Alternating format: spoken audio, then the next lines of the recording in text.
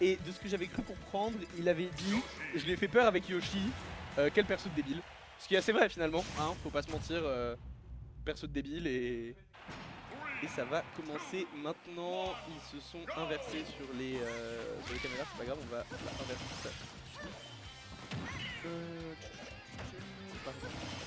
C'est pas sûr d'afficher la game avant.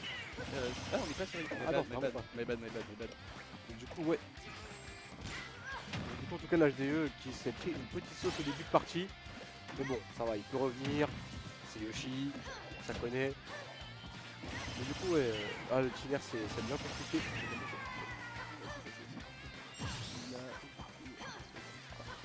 Par contre, Teiko, ouais, je suis de la dinguerie, on va t'attraper. Hein. Voilà. On a déjà perdu la première stock, j'ai pas du tout vu ce qui s'était passé sur cette première stock. C'était quoi du coup l'interaction? J'ai même pas fait gaffe. On n'avait pas fait gaffe. gaffe. T'as ramené Teiko, moi, rien à voir. C'est déjà terminé. Ok, on va se remettre progressivement, tranquillement dans cette game. L'H2 qui va mettre la distance. On trouve un air, on pose le ledge trap. Beau pari pour sortir du ledge, c'est pas évident face à la pression des coups de Yoshi. On est sur des coups plutôt safe qui sortent bien et vite. Il faut trouver ces options défensives si on veut espérer revenir calmement sur le terrain. C'est un air, il va rien donner, il va poser Yoshi en zone rouge, il ne prendra pas vraiment ce F smash. Ça lui permet de retrouver le plancher des vaches au plus vite, de trouver down B et d'égaliser les stocks, c'est pas mal.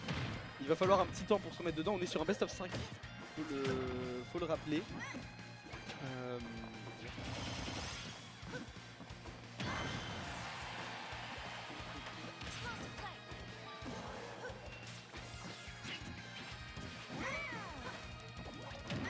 Alors du coup, pardon, excusez-moi, pour revenir in-game, donc, l'HDE qui est à 180% quasiment, ça devient très chaud. Ah, le nerf, il va pas te tuer, j'ai l'impression que Yoshi c'est un peu plus lourd.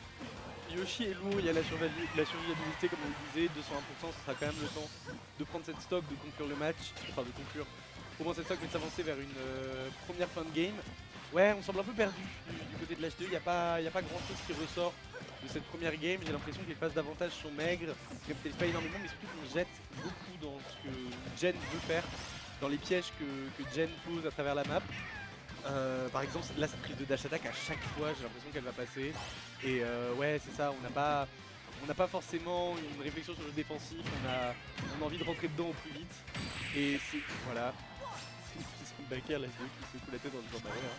Dire ouais, il avait pas consommé son saut, donc il avait pas d'armure, c'est pour ça que le deuxième backer a touché. On préfère être dans la passivité pour revenir, ce qui fonctionne, mais ce qui le condamne un peu à remanger ce grab une deuxième fois, faut atterrir correctement.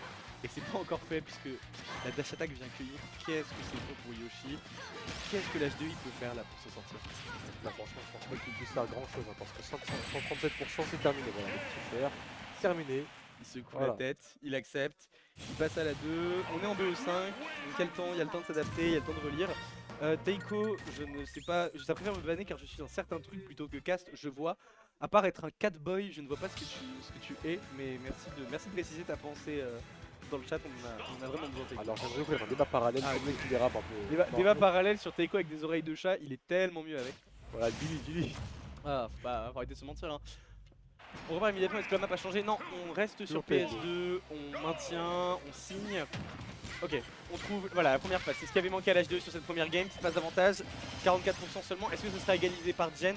Bien évidemment que oui, puisqu'on joue Palutena, on est à l'aise sur les confirmes, on est à l'aise sur l'enchaînement, et la super armure de Yoshi ne permet pas de s'échapper, mais ça lui permet par contre d'aller, voilà, on est sur, oh là, qu'est-ce qui se passe? On s'est jeté un peu trop précipitamment en dehors du terrain. C'est problématique, ça donne une couverture à Jen. On avait vraiment pas besoin de ça pour l'HDE, on n'avait pas besoin de se mettre de tels handicaps pour commencer cette game 2.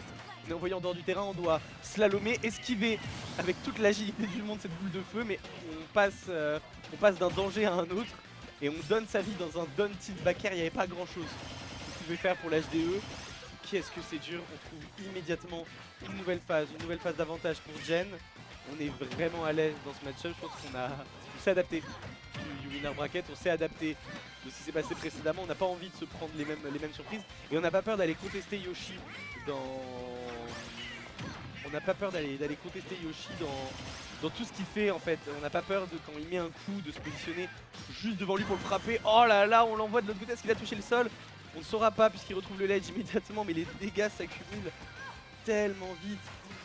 Et ouais, là, l'HDE complètement suffoqué sous les coups de Palutena. Bon, on voit qu'il est à peu près à court de solutions, ça commence à devenir de plus en plus chaud. La dash attack du coup, qu'il a envoyé valdinguer dans les airs et le petit EPR, voilà, de l'H2 qui permettra de prendre cette stock. Il monte à 33%, c'est presque bientôt fini. Voilà, des dons. On sort avec un match parfait qui permet de trouver Nair en punish, on reverse sur le command grab de Yoshi. Ça sent mauvais, faut changer de formule, faut changer de solution. Et c'est pas ce dash grab à la volée, improvisé sans vraiment réflexion derrière qui va permettre d'améliorer la situation. Encore une fois on se fait cueillir cette dash attack, on fait un peu trop confiance à certaines hitbox de Yoshi, à certaines options de landing. Et on se rend vulnérable à ces options là. Oh là, qu'est-ce que c'est problématique. Ok, on profite de l'armure de Yoshi pour reverse la situation, c'est pas mal, c'est intelligent. Est-ce que ça donnera plus? Est-ce qu'on fera mieux grâce à ça? Pas forcément, hein. On n'est pas... Voilà. On est... Malgré tout, et là Jen il montre une nouvelle facette du jeu, simplement en utilisant de la distance, en utilisant des projectiles, il dit à l'H2 si tu veux pas approcher, et c'est à toi mon coco, hein. J'ai une stock d'avance, des projectiles que tu n'as pas. Et on joue le strapping d'un peu trop près, on se trompe sur un grab, mauvaise direction, ça offre l'opportunité à l'H2 de clore cette stock et de trouver un autre opening. Ok, on sonne la fin de la récréation pour chez Palutena, le remet off stage, l'air dodge raté, c'est dommage, il rate le LED. Et c'est une game 5, Jen qui, même s'ils sont tous sur cette last stock, en fait n'est pas vraiment inquiété à aucun moment de la game.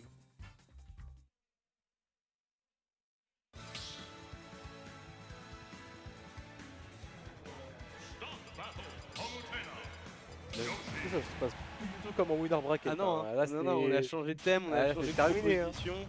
On a tout qui s'est amélioré, on a tout qui s'est corrigé. Pour Jen qui... voilà, alors est-ce que c'est le phénomène du joueur qui prend la braquette plus au sérieux dès lors qu'il tombe en loser?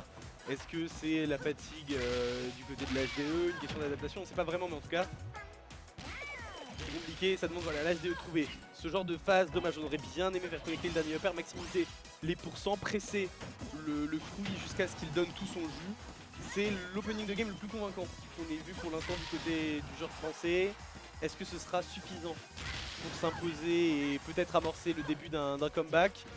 On va chercher jusqu'au bout, on a bien raison de le faire. On a laissé Jen s'endormir sur le rythme des œufs. Au lieu de compter les moutons, il a compté les projectiles et à la fin, c'est le backer qui vient punir cette faute d'inattention. C'est un bolide, il va falloir en profiter. Oh, éviter ces dash grab, là ça fait deux fois. Ça fait deux fois qu'on se le prend, mais Jen aussi a ses erreurs, Jen aussi a ses étourderies. On peut en profiter. Ok, le commande grab, encore une fois, on en sort. On est sur des répétitions, des motifs qui se répètent d'une partie à l'autre. Voilà, chez Jen, on a identifié les points de problème. On va appuyer dessus jusqu'au craquage. Ce qui est proposé depuis le début du set et il semble pas vouloir changer de recette. Pas tant que l'H2 propose une adaptation. Tant que l'H2 ne propose pas une adaptation franche et nette, on continuera à avoir, c'est ça, les mêmes interactions. Là ce serait dramatique, non, du côté de l'H2 on a préféré garder le sol, conserver le terrain plutôt que se risquer à un nouveau nerf au désavantage et on fait bien. Cette interaction c'était un peu goofy. On retrouve le terrain pour l'H2 mais ça fait très longtemps qu'on n'a pas touché Jen malheureusement. Il va falloir trouver ce up smash et c'est chose faite. L'H2 prend le lead net et précis pour cette game et c'est bien la première fois du set.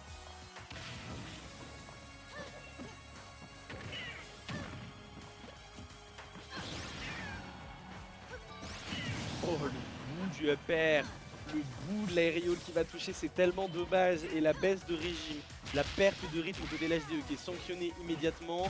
Voilà, il faut se remettre dedans, il faut retrouver ses appuis, retrouver ses marques, refaire peur finalement. C'est ça qui l'avait aidé, il l'avait dit sur la game en winner. C'est ça qu'on veut trouver, c'est bien, on enchaîne les nerfs, on met Jen dans des positions inconfortables, on l'empêche de trouver son terrain, on l'empêche de prendre sa position. Et là on va le chercher jusqu'au bout du monde. On n'a pas peur de s'exfiltrer en dehors de la carte s'il le faut. Les pourcentages sont complètement équilibrés, le damage output des deux personnages qui semble ridicule tant il est élevé, tant les phases d'avantage sont maîtrisées des deux côtés et permettent ce genre de partie nerveuse. On est sur un vrai set de tennis, ça s'envoie smash sur smash, coup droit sur coup droit. On dit au Yoshi de rester en dehors du terrain, on veut trouver le coup qui brisera l'armure, trouver l'interstice dans lequel se glisser pour finir la faille de Yoshi qui est voilà, ce moment où il perd son armure, ou dash attack, c'est le position confortable, on attend correctement le back air, il faudrait pas concéder cette stock, ce serait la fin de l'H2 dans ce bracket, ce serait tellement dommage au vu de la run qu'il a pu faire, l'upset qu'il a fait plus tôt, en l'attente c'est bien, la game est complètement even des deux côtés, il suffirait d'un hit et c'est trouvé, la rage aidant, on trouvera ce kill, et Jen qui ne perd pas le nord, dès Le kill screen quoi. dès le kill screen dit what you wanna ban hein, on a bien compris que Direct. direct il perd pas le nord. C'est fort, c'est quand même impressionnant, c'est quand même deux jeux qui est proposé par l'HDE qui est, il faut le dire, plus affûté, plus préparé sur cette game 3 et ça se ressent surtout aux phases d'avantage, aux extensions et à la capacité à garder la pression, à rester en tenaille sur la gorge de son adversaire. Changement de map plus petite et ça va sûrement aider Jen qui va abuser de la mobilité de Palutena, mais Yoshi est pas en reste quand il s'agit de mobilité, en particulier de la mobilité aérienne, donc peut-être que la map va être un bon sujet, on l'espère pour l'H2 en tout cas, c'est ce qu'il lui faudrait pour revenir, il faudrait battre Jen sur son counter pick 2 fois pour avancer en grande finale et affronter Donut. En tout cas, ça fait de revenir du coup on stage. Ok, ça essaie de grimper dans les airs, malheureusement c'est mal fait, mais bon, le fer de Palu, très bien. L'air. On va voir ce que la Palu va nous faire, un petit back air, voilà, classique. Donc seulement 10% d'encaissé pour Jen, ça fait beaucoup, enfin ça fait justement, pardon, ça fait pas beaucoup. Et bon, l'H2 qui revient tranquillement avec des petits nerfs. On lui donne qui met aussi. Ça fait tout. Ah, c'est tellement dur. J'aime beaucoup chez Jen, il y a une vraie patience, il faut le noter.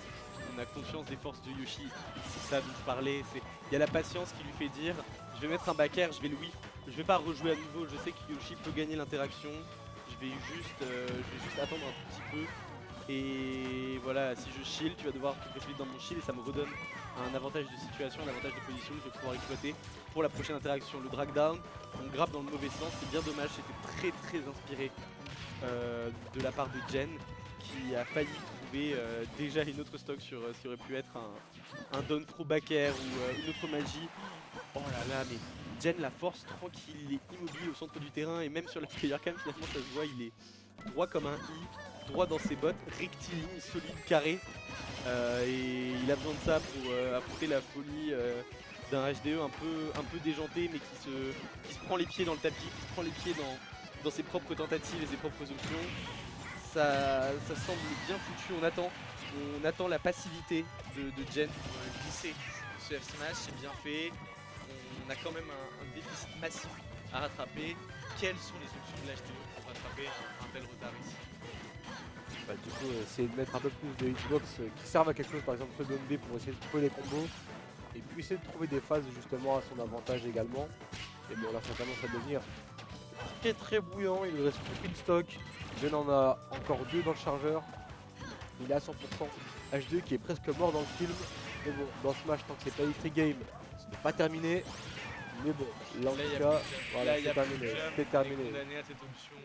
Et Jen qui s'impose 3-1, s'envole vers la grande finale pour affronter Donut pour la première fois de